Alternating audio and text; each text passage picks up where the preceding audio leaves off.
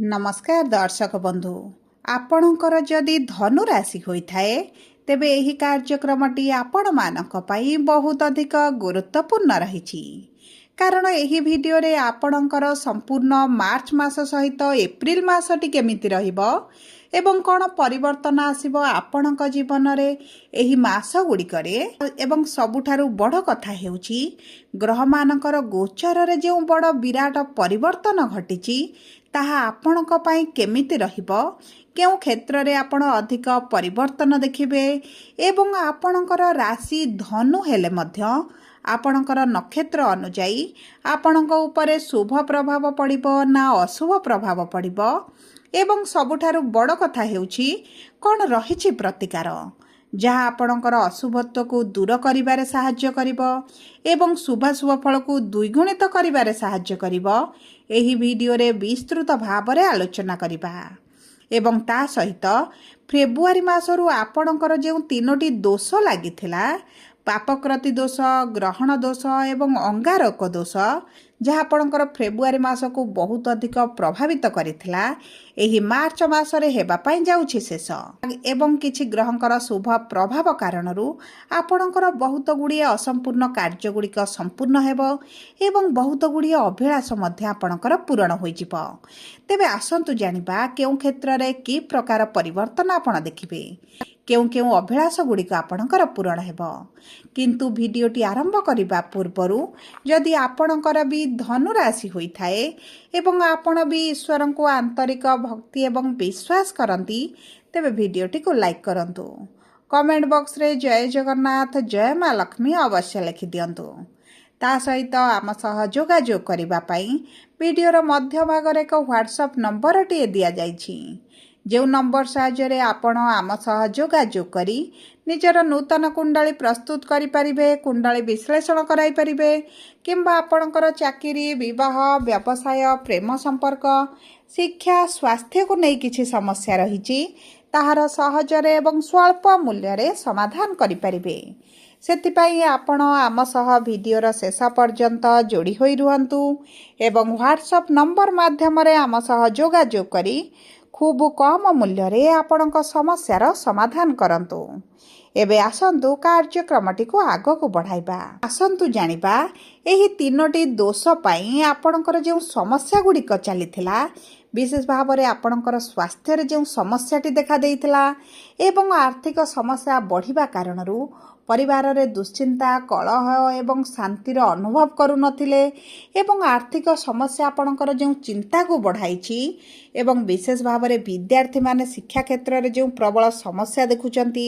एवं शिक्षा क्षेत्र रे सफलता मिलिबो कि नाही से जो संदेह द्वंद्व रे अछंती एवं विशेष भाव में आपण चाकरी पई आपण जो निराशता देखुथिले विफलता देखुथिले एवं जो माने चाकरी करिसंती एवं तांको कर्म क्षेत्र रे समस्या बढ़िबा सहित जो शत्रु गुड़िक बढ़ी जाइथिले विशेष भाव में आपणक प्रेम संपर्क हेउ किंबा आपणकर वैवाहिक संपर्क हेउ एई आगामी दिन गुड़िकर जो दूरताटी बढ़ी जाइछि उभयक मध्य बुझामणा ह्रास पाइछि एवं छोट कथा को नहीं कलह द्वंद्व झगड़ा लगी रही जो कारणरू आपणक शारीरिक स्वास्थ्य सहित मानसिक स्वास्थ्य मध्य खराब हेबारे लागिछि सेही सब क्षेत्र रे आसीबो बड़ परिवर्तन किंतु केउ क्षेत्र रे की प्रकार प्रभाव केबे पड़िबो एवं की प्रकार समस्या आपणकर दूर हेबो एही वीडियो रे आसंतु जानिबा देखंतु धनु राशि रा तीनोटी नक्षत्र रहिछि मूला धनु पूर्वषाढ़ा धनु एवं उत्तराषाढ़ा धनु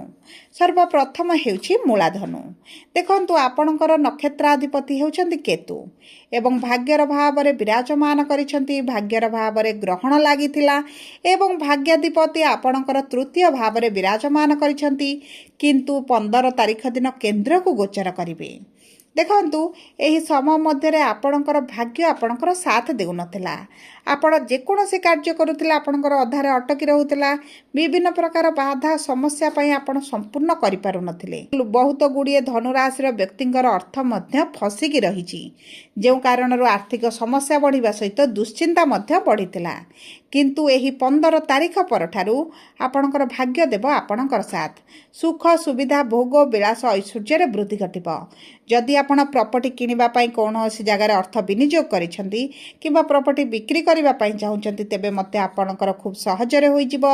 ଆପଣ ଭୂମି, ଘର, ଯାନ, ବାହନ ମଧ୍ୟ କ୍ରୟ କରିପାରନ୍ତି କିମ୍ବା ନୂତନ ଗୃହ ପ୍ରବେଶ କରିପାରନ୍ତି, ନୂତନ ଘର ପ୍ରତିଷ୍ଠା କରିପାରନ୍ତି, ନୂତନ କାର୍ଯ୍ୟ ଆରମ୍ଭ କରିପାରନ୍ତି। ମାଙ୍କ ସହିତ ସମ୍ପର୍କ ମଧୁରତା ରହିବା ସହିତ ମାଙ୍କର ସପୋର୍ଟ ପାଇବେ।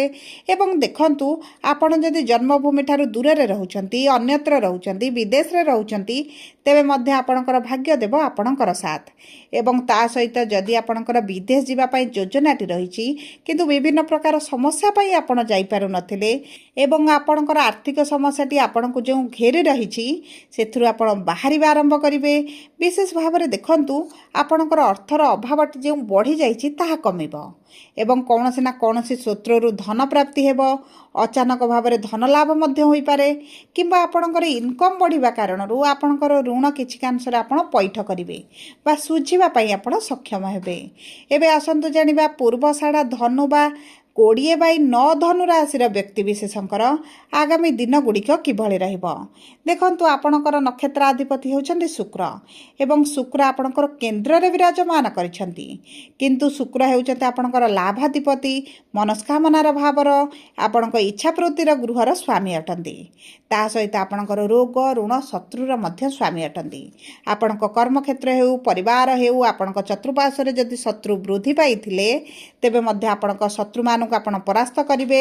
ଆପଣଙ୍କର ଯଦି କିଛି ଲୋନ୍ର ଆବଶ୍ୟକତା ରହିଛି, ଲୋନ୍ ପାଇଁ ଆପ୍ଲାଏ କରିଛନ୍ତି, ଅର୍ଥର ଆବଶ୍ୟକତା ରହିଛି, ତେବେ ମଧ୍ୟ ଆପଣଙ୍କୁ ଅର୍ଥ ପ୍ରାପ୍ତି ହୋଇଯିବ।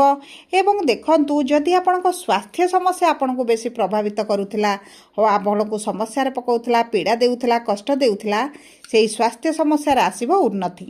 ଏବଂ ଦେଖନ୍ତୁ, ଆପଣଙ୍କର ଲାଭାଧିପତି ଶୁକ୍ର କେନ୍ଦ୍ରରେ ବିରାଜମାନ ହୋଇଥିବାରୁ ଆପଣଙ୍କ ବ୍ୟବସାୟ ବାଣିଜ୍ୟରେ ବହୁତ ଉନ୍ନତି ମଧ୍ୟ ଆପଣ ଆଗାମୀ ଦିନ ଗୁଡ଼ିକରେ ଦେଖିବେ। ଆପଣଙ୍କର ଇନକମ୍ ବଢ଼ିବ, ପ୍ରଫିଟ୍ ବଢ଼ିବ। ଆପଣଙ୍କର ଯେଉଁ ମାନ୍ଦା ପରିସ୍ଥିତି ଚାଲିଛି ସେଥିରେ ଆସିବ ପରିବର୍ତ୍ତନ ଏବଂ ଆପଣ ଏହି ସମୟ ମଧ୍ୟରେ କିଛି ନୂତନ ଭାବରେ କରିବା ପାଇଁ ମଧ୍ୟ ଚିନ୍ତା କରିପାରନ୍ତି। ନୂତନ କାର୍ଯ୍ୟ ଆରମ୍ଭ କରିପାରନ୍ତି, ନୂତନ ବ୍ୟବସାୟ ଆରମ୍ଭ କରିପାରନ୍ତି କିମ୍ବା ଆପଣ ଜବ୍ ଚେଞ୍ଜ କରିବା ପାଇଁ ମଧ୍ୟ ଚିନ୍ତା କରିପାରନ୍ତି ଏବଂ ଏହା ମଧ୍ୟ ଆପଣଙ୍କ ପାଇଁ ଅତି ଉତ୍ତମ ରହିବ। ଚାକିରିରେ ପ୍ରମୋସନ୍ ଦେଖିପାରନ୍ତି ଏବଂ ଚାକିରି କ୍ଷେତ୍ରରେ ଦରମା ବୃଦ୍ଧିର ମଧ୍ୟ ଖୁସି ଖବର ଆପଣଙ୍କୁ ମିଳିପାରେ। ଏବେ ଆସନ୍ତୁ ଜାଣିବା ଉତ୍ତରାଷାଢ଼ା ଧନୁ ରାଶି ବା 21/9 ଧନୁ ରାଶିର ଏହି ବ୍ୟକ୍ତିବିଶେଷ ଗୁଡ଼ିକର ଭାଗ୍ୟ ଆଗାମୀ ଦିନ ଗୁଡ଼ିକରେ କିଭଳି ରହିବ। ଦେଖନ୍ତୁ, ସୂର୍ଯ୍ୟ ହେଉଛନ୍ତି ଆପଣଙ୍କର ନକ୍ଷତ୍ରାଧିପତି ଏବଂ କେନ୍ଦ୍ରକୁ ଗୋଚର କରିବେ। ତା ସହିତ ଗୁରୁ ଯେହେତୁ ଆପଣଙ୍କର ସପ୍ତମ ଭାବରେ ବିରାଜମାନ କରିଛନ୍ତି, ବକ୍ରୀ ସ୍ଥିତିରେ ଅଛନ୍ତି, ଏହି ଆଗାମୀ ଦିନରେ ବା 11 ମାର୍ଚ୍ଚରେ ହେବାକୁ ଯାଉଛନ୍ତି ମାର୍ଗୀ, ଯେଉଁ କାରଣରୁ ଆପଣଙ୍କ ବିବାହ ପାଇଁ ଅତି ପ୍ରବଳ ଯୋଗ ବନୁଛି। ଯଦି ଆପଣଙ୍କର ବିବାହ ହୋଇପାରୁନଥିଲା, ବିବାହରେ ସମସ୍ୟା ଦେଖୁଥିଲେ, ତେବେ ଏହି ସମସ୍ୟା ଗୁଡ଼ିକ ଦୂର ହୋଇଯିବ। ଆପଣ ପ୍ରେମ ସମ୍ପର୍କରେ ଅଛନ୍ତି, ପ୍ରେମ ବିବାହ ଯଦି ବି କରିବା ପାଇଁ ଚାହୁଁଛନ୍ତି ତେବେ ମଧ୍ୟ ଆପଣଙ୍କ ପ୍ରେମ ବିବାହ ହୋଇଯିବ। ଦ୍ୱିତୀୟ ବିବାହର ମଧ୍ୟ ପ୍ରବଳ ଯୋଗ ବନୁଛି।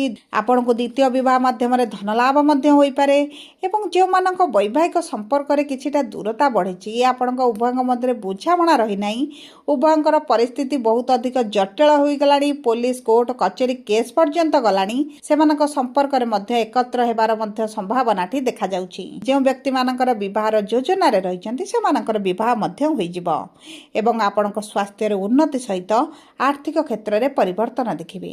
ବିଶେଷ ଭାବରେ ବିଦ୍ୟାର୍ଥୀମାନଙ୍କ ଭାଗ୍ୟ ଦେବ ସେମାନଙ୍କର ସାଥ। ଆପଣଙ୍କର ମନପସନ୍ଦର କୋର୍ସ କରିବେ, ମନପସନ୍ଦର କଲେଜରେ ଆଡ଼ମିସନ୍ କରିବେ। ଦେଖନ୍ତୁ, ଏହି ଆଗାମୀ ଦିନ ଗୁଡ଼ିକ ଆପଣଙ୍କ ପାଇଁ ବହୁତ ଅଧିକ ଶୁଭଦାୟକ ରହିଛି। ସବୁ ପରେ ଅଶୁଭତ୍ୱକୁ ଦୂର କରି ଶୁଭାଶୁଭ ଫଳକୁ ବୃଦ୍ଧି କରିବା ପାଇଁ ଆପଣ ଗୁରୁଙ୍କର ବୀଜ ମନ୍ତ୍ର ପାଠ କରନ୍ତୁ। ତା ସହିତ ଆପଣ ପ୍ରତିଦିନ ସୂର୍ଯ୍ୟଙ୍କୁ ପ୍ରାତଃ ସମୟରେ ଜଳ ଅର୍ପଣ କରନ୍ତୁ ଏବଂ ଚେଷ୍ଟା କରନ୍ତୁ ଆଦିତ୍ୟ ହୃଦୟ ସ୍ରୋତ ପ୍ରତିଦିନ ପାଠ କରିବା ପାଇଁ ଏବଂ ଯେକୌଣସି ଶୁଭ କାର୍ଯ୍ୟରେ ବାହାରକୁ ଯିବା ସମୟରେ ବାମ ହାତ ପାପୁଲିରେ କିଛିଟା ଅତର ଲଗାଇ ବାହାରକୁ ଯାଆନ୍ତୁ ଏବଂ ମାତା ଦୁର୍ଗାଙ୍କର ଉପାସନା କରନ୍ତୁ। ଆପଣଙ୍କ ପାଇଁ ଶୁଭଦାୟକ ରହିବ। ଯଦି ଆପଣଙ୍କର ଧନୁ ରାଶି ହୋଇଥାଏ, ଭିଡ଼ିଓଟି କିଭଳି ଲାଗିଲା କମେଣ୍ଟ ବକ୍ସରେ ଲେଖି ଜଣାନ୍ତୁ।